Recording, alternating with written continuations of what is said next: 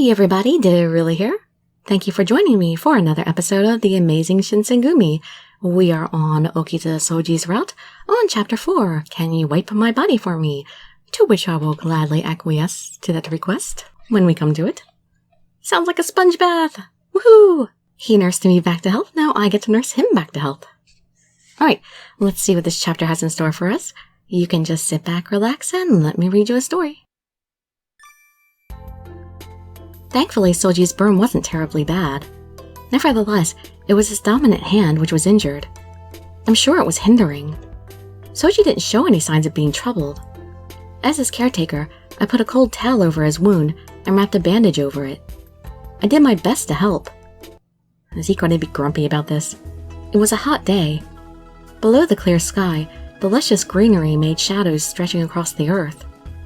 As I put the cold towel over his burn, I hoped that it would ease his pain and heal quickly. How did you get this burn? It's not like you, Soji. Without thinking, I blurted that out. I couldn't help but feel curious about it. It wasn't anything in particular. Soji looked away as he gave his clear-cut reply. Is it possible? Did you make a foolish mistake and now you're embarrassed to tell anyone? I tried imagining it, and I was on the brink of laughing. Oh, don't... Unthinkable. Is that how you see me? Soji scowled in reaction to my words. It is true something else? I don't know what that means. It is true something else. Whatever that means. I also did something shameful that I couldn't tell other people about. At the sight of Soji's smirk, I remembered what had happened. My face became hot. I tried to tease him, but he ended up turning the tables on me. Still, having his mind preoccupied on something else, I suddenly realized something and my chest became cold. Does he mean... Was it my fault? I asked timidly. For a second, Soji's face turned stiff. He then smiled. Why would you think that? Because... that time you took me to that dangerous place as punishment, right? I remember hearing... Did you get the injury because you pushed me away? At that place. He must have tried to protect me while I was blindfolded. If he hadn't, then there's no way he could have gotten injured. The details don't matter. I was injured due to my lack of experience. And that's the truth. Soji declared clearly. That's why. You don't have to worry about it, Chizuru. You don't have to force yourself to stay. Huh? I wondered what he was talking about. Without a clue, I tilted my head. After that, I was hurt. That's why you're having a hard time leaving, isn't it? Otherwise, you wouldn't be here attending to my wound, right? I never... When my hand heals, I might do that to you again, you know. You aren't scared. What, you mean you don't want to try it even while your hand is still wounded? His tone made it sound like he was testing me. In response to his words, I am... a little scared, which I'm kind of surprised. I feel like the walkthrough, I feel like they usually want me to just go along with everything. That's a little scary. He was a little rough with me, and I had no idea what he was thinking. I thought Soji was scary during that time. Still, as I patched up his wound, I couldn't imagine this hand could hurt me. I want you to get well soon. Even after your hand heals, I'll still be by your side. It's true I was worried, but not because I pitied his injury. I was just relieved that it helped the two of us to make up. Well, I don't mind if you decided to stay. I'll make sure you do your best to be useful. I was relieved hearing Soji's words. I'm so glad. I can still stay by his side. By the time I finished putting medicine on his wound, the water I'd bought had gotten warm. Well then, I'll clean up here. When I stood up holding the bucket... Wait. Today is unbearably hot, so I want to wipe my body. You want to use this water? It's a little warm. I don't mind. However, with my hands like this... What an excuse. Soji smiled as he waved his bandaged hand to show me. You could use your other hand. Chizuru, can you wipe my body for me? Huh? I almost spilled the bucket of water with my intense trembling. You fixed me up so nicely. I couldn't afford to get my bandages wet. Then you should have told me before I put the bandage on. I thought to myself, but But then I remembered his painful-looking wound. I couldn't tell him to do it himself. Not to mention, Soji always acted like nothing is wrong in front of everyone else. There probably wasn't anyone else who would take care of Soji. It became difficult to refuse him. As I thought that, Soji took off his sleeve and outdid the top half of his kimono. His firm upper body was exposed. Ooh!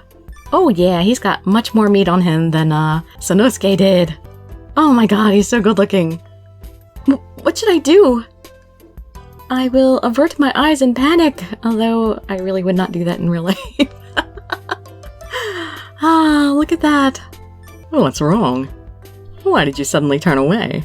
Why couldn't Sanosuke be this beefy? I heard a chuckle behind my back. Soji, is he doing this on purpose? What do you think? You don't need to be so embarrassed. Stripping down like this is normal for us after training, or when it's hot. That may be true, but... Desperately looking away like that, it must mean... You're that interested in me, huh? I couldn't deny it. To hide my flushed face, I covered it with my hands and hung my head low. I put the towel in the water and lightly wrung it out, then I started to wipe Soji's back. I tried my best not to stare, but I wasn't sure where to look anymore. Even my hands were shaking. It made my work more awkward. Oh, he is not making this easy on her. You are really nervous, aren't you? Are you scared? Or are you hoping something will happen? He grabbed my arm and pulled me towards him. My face was buried in Soji's chest. My cheek touched his moist skin. Next, my foot knocked over the bucket of water. The water spilled on the floor and wet my legs. Clumsy. What should I do? Oh, freak out and get away. Yep, that's what I gotta do. Freak out and get away. I quickly jumped back and freed myself from his arm. My face was hot. My heart was about to burst due to all the excitement. Making a face like that. Oh, he's too sexy for his kimono. Are you inviting me to do something? What are you saying? I let out a shot without thinking. Running away with those eyes fixated on me. It makes me want to chase you. You're doing this on purpose, aren't you? Soji extended his arm and hugged me one more time. Soji! As I tried to say something to escape, Soji licked my neck, and chills ran down my body. My body lost all its strength and I couldn't move. If this continues, am I... Just when I thought that, I could hear footsteps in the distance. Saved by the bell. Well, she saved by the bell. I would have liked to have seen more. Soji stood up and listened carefully to the hallway. This is a much juicier story than Sanosuke's. I was finally free. I sat on the bed and slowly moved away. Are you here, Soji? I need to talk to you about something. The door flung open in an almost rude manner. Then Toshizo peeked inside. Oh, am I interrupting? Yes! He could feel the awkwardness in the room, and I asked, slightly perplexed. She spilled some water. I need something to wipe it up and a change of clothes. It'll be bad if she caught another cold. Soji was taken aback, but he smiled as he spoke to Toshizo. That can be done later. But I'm gonna catch a cold if it's done later. I have something to say to both of you. Chizuru as well. Soji's face turned grim after hearing what Toshizo said. Yes, is that all right? As Toshizo asked that, I instinctively looked at Soji. Without a word, Soji looked back at me. As long as I only have to listen. The atmosphere was tense, and I answered timidly. All right. Come with me, we'll talk after that. Toshizo walked away gallantly. It's impressive you got called out directly by the vice captain, huh, Chizuru? Soji smiled as he followed behind Toshizo. His tone and his expression were the same as always. How do I put it? I was a little disappointed, yes, because we got interrupted. I'm a little disappointed. I don't mean that I wanted him to do something. It's because he acted so normally. Embarrassed at my own thoughts, I justify my thinking in a hurry. It's because he was so composed. It felt like he was experienced. It may have been normal for Soji to do that. Even if it wasn't with me, he'd be fine with it. I felt lonely with my thoughts. Okay, for the time being, you can wipe yourself with this. Your foot is wet, right? Who cares about my foot? As I was daydreaming, Soji handed me a towel. Thank you. Oh? Toshizo stared at me while I was showing my gratitude. So you two have that kind of a relationship, huh? You're quite the smooth operator, Soji. They really like to use that expression, smooth operator, in this game. Thanks. Soji laughed in response to Toshizo.